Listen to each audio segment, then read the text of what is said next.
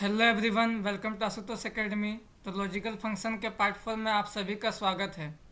तो आज के दिन हम if with and, if with और एंड नेस्टेड इफ़ के बारे में बहुत ही आसान भाषा में जानने वाले हैं। तो बिना टाइम वेस्ट कीजिए, चलिए शुरू करते हैं।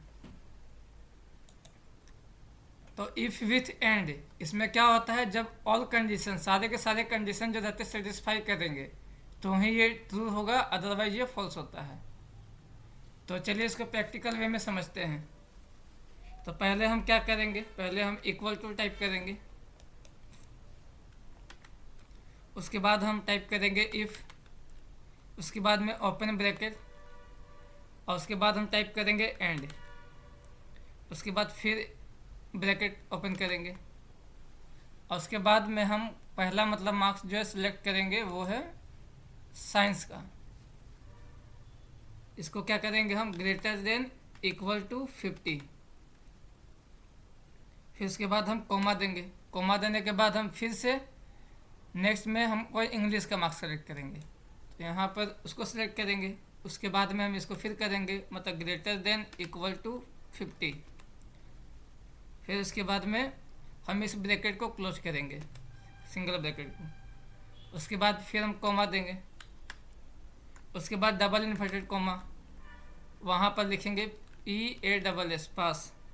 मीन्स अगर किसी स्टूडेंट का मार्क्स 50% से ज़्यादा आया है, फिर किसी सब्जेक्ट में 50 नंबर से ज़्यादा आया है तो वो पास होगा, और अगर कम आया होगा तो फेल होगा।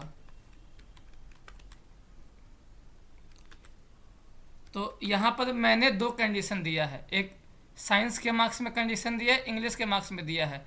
तो इफ़ विथ एंड ये क्या करता है, जब दोनों के दोनों कंडीशन सेटिस्फाई होने चाहिए, मतलब कि दोनों सब्जेक्ट में अगर 50 से मार्क्स ज़्यादा आएगा स्टूडेंट का तो ही पास होगा, अदरवाइज ये फेल डिक्लेयर करेगा। तो यहाँ पर हम एंटर प्रेस करेंगे।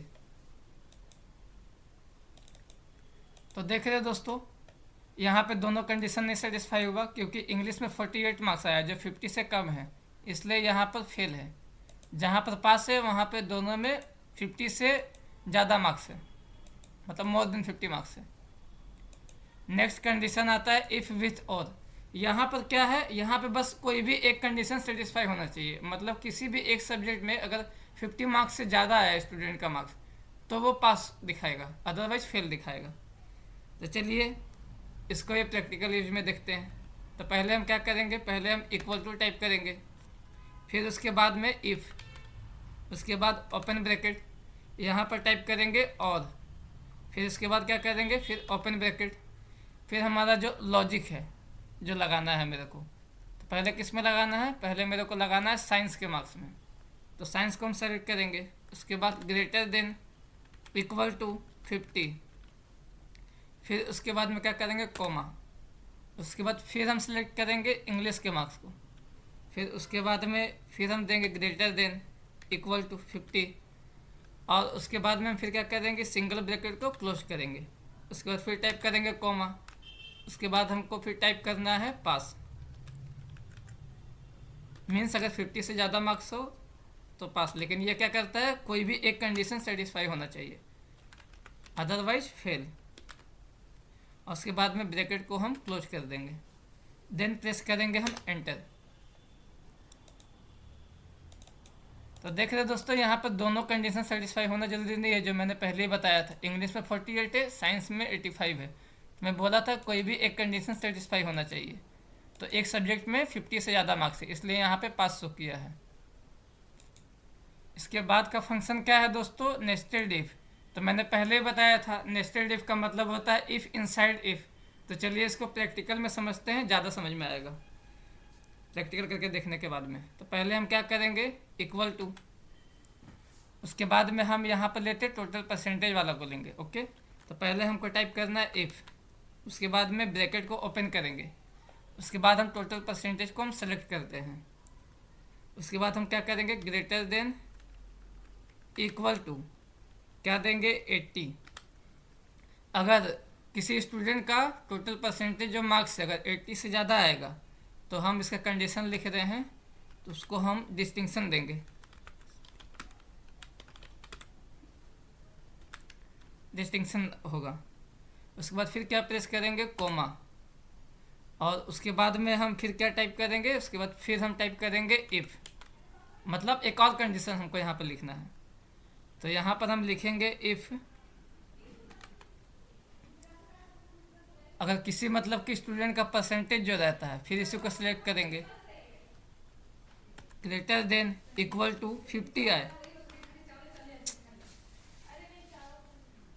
तो फिर उसके बाद में क्या होगा, ग्रेटर देन इक्वल टू 50। तो उसके बाद फिर यहाँ पे कंडीशन लिखिए क्या, इफ़ जो है मतलब ये जो ग्रेटर देन इक्वल टू 50 आएगा तो क्या करेंगे हम इसको, फिर कॉमा देंगे। तो मतलब अगर 50 से किसी का मार्क्स ज़्यादा होगा तो क्या होगा, वो पास होगा, अदरवाइज फेल।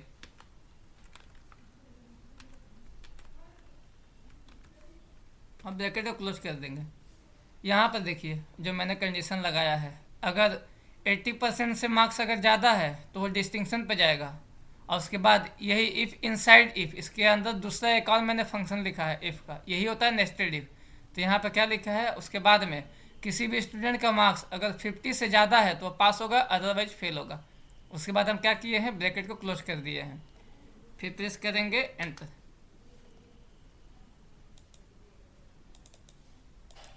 तो देख रहे दोस्तों, यहाँ पर 70% आया, 53% आया है तो पास दिया है, और जिसमें 80% से ज़्यादा मार्क्स आया है उसमें डिस्टिंक्शन दिया है, और जिसमें 50 से कम आया है उसको फेल दिया है। तो ऐसे ही इन्फॉर्मेटिव वीडियो के लिए हमारे चैनल पर बने रहें, लाइक शेयर एंड सब्सक्राइब करें, और किसी टॉपिक से रिलेटेड वीडियो चाहिए तो कमेंट करें। Thank you.